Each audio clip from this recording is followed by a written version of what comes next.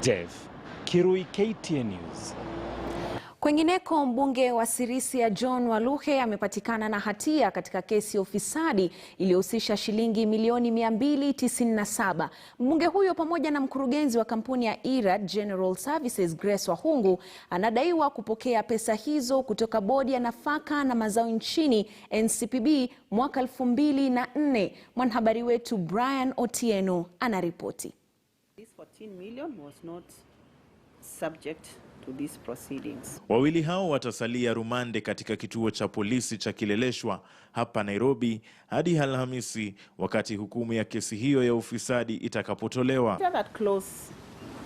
He admitted that under clause A, Jaji Elizabeth Juma wa mahakama ya kukabili ufisadi aliwapata wawili hao na hatia ya kupokea malipo hayo ya shilingi milioni 297 kama ada ya kuhifadhi mahindi kwa njia za ulaghai.